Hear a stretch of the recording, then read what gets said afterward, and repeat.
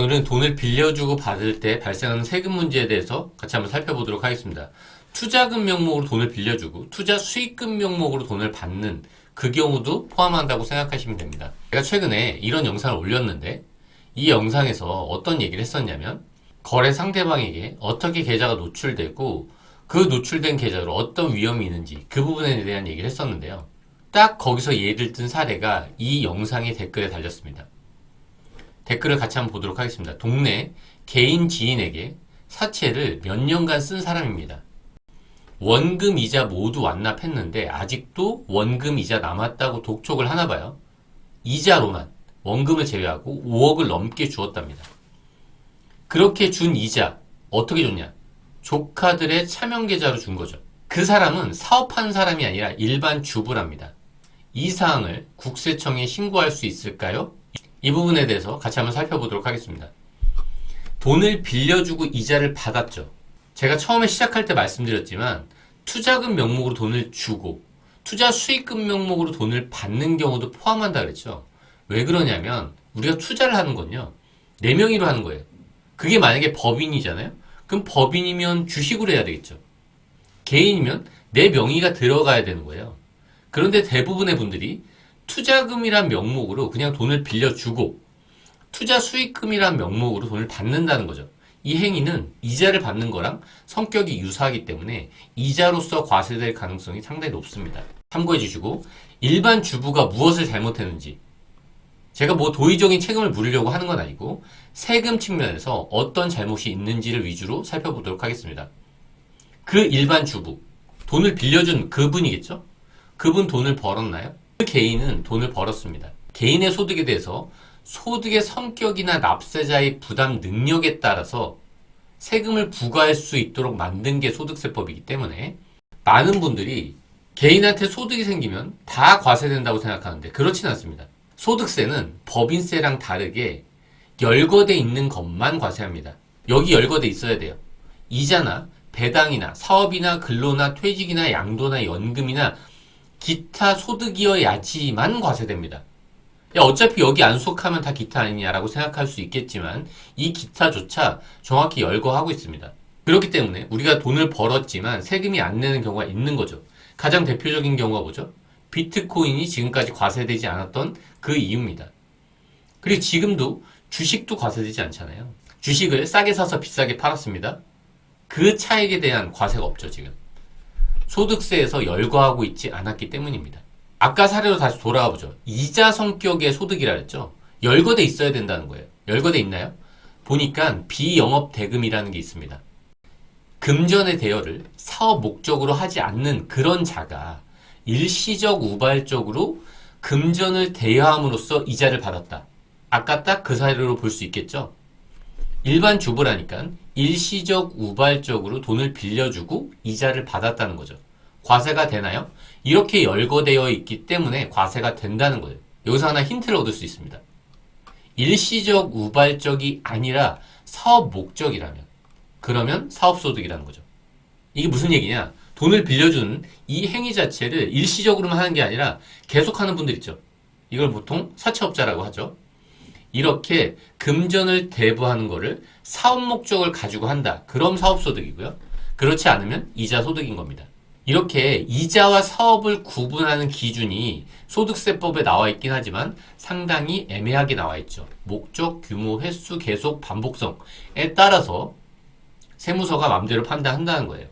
신문지상에 전화번호만 공개하는 그것도 대금업, 그러니까 사업으로 보지 않겠다는 거예요. 그러니까 약간 세무서는 금융업이 아니라 비영업 대금 이익으로 보려고 한다는 거죠. 그러니까 이자로 보려고 한다는 거예요. 세무서 입장에서는. 왜 그런지는 끝까지 보시면 알게 될 겁니다. 우선 돈을 빌려준 사람은 어떤 실수했는지 이 부분에 대해서 같이 한번 살펴보면 이자 소득을 신고하지 않았습니다. 돈을 빌려주고 이자를 받았는데 소득이 생겼잖아요. 소득세법상 과세할 수 있는 소득인데 이 소득을 신고하지 않았어요. 그러니까 종합소득세를 안 낸 거예요. 얼마를 안 냈을까요? 이자를 5억을 받았다면 그렇다면 이분은 요 세율표에 따라서 1억 7,460만 원의 소득세를 납부하지 않았습니다. 신고를 안 했죠. 소득세를 신고조차 안 했습니다. 그리고 심지어 차명을 활용했어요. 그러니까 당연히 부당으로 볼 수 있겠죠. 그럼 가산세 7천만 원이 추가되는 거죠. 그리고 납부를 꽤 오랫동안 안 했잖아요. 5년이라고 가정하면 9천만 원 정도가 추가된다면 3억 3천 정도 세금이 나올 수 있겠죠. 5억의 이자를 받았지만. 그리고 실제로 그 주부가 다른 소득이 있다면 이거보다 세금은 더 높아집니다. 조카의 계좌를 이용했죠. 그 일반 주부가 이자를 받는데 본인 명의로 안 받고 조카의 계좌를 이용했습니다. 이건 뭘 위반한 걸까요? 금융 실명 거래 및 비밀 보장에 관한 이 법률을 위반한 거예요. 그냥 참고 목적으로 이 벌칙 조항을 보여드립니다. 5년 이하의 징역 또는 5천만 원 이하의 벌금이죠. 그렇다면 돈을 빌린 사람은 어떤 실수를 했을까요? 우리가 소득이 생겼잖아요. 소득이 누구한테 생겼죠? 이자를 받는 사람한테 소득이 생겼잖아요. 이 소득세 누가 내야 되나요? 일반적으로 소득세를 이자를 받는 사람이 내야 된다고 생각하거든요. 근데 이게 소득세법에 있는 내용입니다. 소득세 납세 의무를 진 자가 한 명 더 있습니다. 원천 징수 의무자. 이게 무슨 얘기죠? 소득을 지급하는 자가 세금을 대신 납부해야 되는 경우가 있다는 거예요. 그 중에 하나로 열거해 놓은 첫 번째가 이자 소득입니다. 이게 무슨 얘기냐면 내가 이자 소득, 누군가 이자 소득이잖아요. 그 사람한테 이자 성격의 소득을 내가 지급한다면 이 이자에서 일부 금액을 내가 제외한 다음에 내가 세무서에 납부해야 된다는 거예요. 이 의무를 위반한 겁니다. 얼마를 떼어서 납부해야 될까요? 잘 보이진 않지만 100분의 25입니다. 그러니까 25%를 떼어서 납부해야 되는 거예요. 실질적으로 지방세까지 포함해야 되기 때문에 27.5%를 뗀 다음에 납부를 해줘야 되는 의무가 소득을 지급하는 사람한테 있는 겁니다.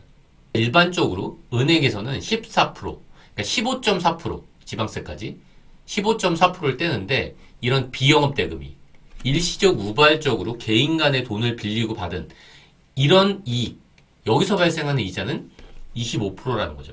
지방세까지 27.5%. 소득을 지급하는 사람은 지급하기 전에 그 소득에서 일부를 떼어내서 납부해야 되는 의무를 가진 사람인 거예요. 그럼 이분도 잘못한 게 있다는 거죠.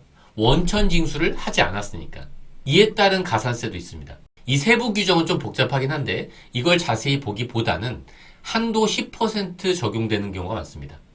그러니까 5억 기준으로 한번 보면 5억의 27.5%를 저는 제외하고 그 사람한테 줬어야 되는 거예요. 그리고 1억 3,700은 세무서에 제가 이자를 주는 사람이 납부했어야 되는 겁니다. 근데 이 행위를 안 했잖아요. 그럼 여기에 10%의 가산세가 붙는 겁니다. 1,300 정도의 가산세가 붙을 수 있다는 거 저한테. 실제로 이 사건을 조사하면서 과세되지 않는 경우도 분명 실무상 있긴 한데 원칙상 이런 의무가 있다는 거죠. 돈을 빌려주고 이자를 받는다고도 하지만 누군가의 투자에 돈을 대고 투자 수익금을 받기도 하잖아요. 이때 실제 이자 성격인데 왜 대부업을 등록하지 않을까요? 이 소득을 노출시키지 않고 싶어서 그렇다는 거죠. 그런데 돈을 빌리고 받는 그 사이가 계속 좋을 수가 없잖아요. 투자금을 주고 투자 수익을 받는 사이 또한 계속 좋을 수는 없겠죠. 뭐 그럴 가능성이 있다는 거죠. 그렇기 때문에 내가 발 뻗고 자고 싶으면 이 대부업으로 사업자 등록을 하는 것도 좋은 방법이 될 수 있습니다.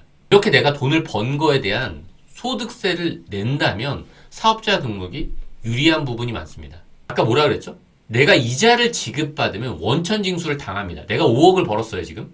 근데 5억을 제가 다 받는 게 아니에요. 그 사람이 나한테 5억을 주면서 5억을 다 안 주고 1억 3천을 떼고 준다는 거죠. 전 5억을 못 받죠. 나중에 5월달에 정산하겠죠. 근데 만약에 제가 사업을 한다. 이 금융업이 사업이다. 라고 하면 어떻게 될까요? 이자는 제가 다 받습니다. 5억을. 그리고 나중에 사업소득에 대해서 소득세를 그 다음 연도 5월달에 납부하게 되겠죠. 그리고 또 좋은 점. 필요경비를 인정받을 수가 있습니다. 대부업을 하면. 이 필요경비는 개개인별로 상당히 크게 차이가 나기 때문에 그 부분에 대해서는 과감히 생략하고 총 수익이 5억 원 발생했을 때 비용을 얼마나 인정받을 수 있는지 국세청에서 경비율을 고시하고 있거든요. 그 경비율에 나온 비율입니다. 대금업 25.7%. 신용조합이나 일반 은행에 비해서 상당히 불이익을 주고 있죠. 이 대금업에 대해서. 물론 25.7이 작다고 생각하실 수 있겠지만 이런 기본적인 경비율 기준치는 있다는 거죠. 소득세를 한번 비교해보죠. 제가 5억의 이자 수익이 발생했을 때 내가 만약에 이걸 사업 목적으로 했다. 소득세가 얼마 나오죠? 그럼 소득세가 1억 2천이라면 만약에 이게 이자 소득이었다. 그러면 1억 7천이라는 거죠. 왜냐하면 경비 인정을 못 받거든요. 이자 소득은. 그냥 참고로 대법을 등록한 다음에 자녀한테 돈을 빌려주면 어떨까요? 공증을 꼭 받아야 될까요? 그냥 한번 생각해 보시면 좋을 것 같습니다. 네, 오늘 여기까지 하도록 하겠습니다. 끝까지 들어주셔서 감사합니다.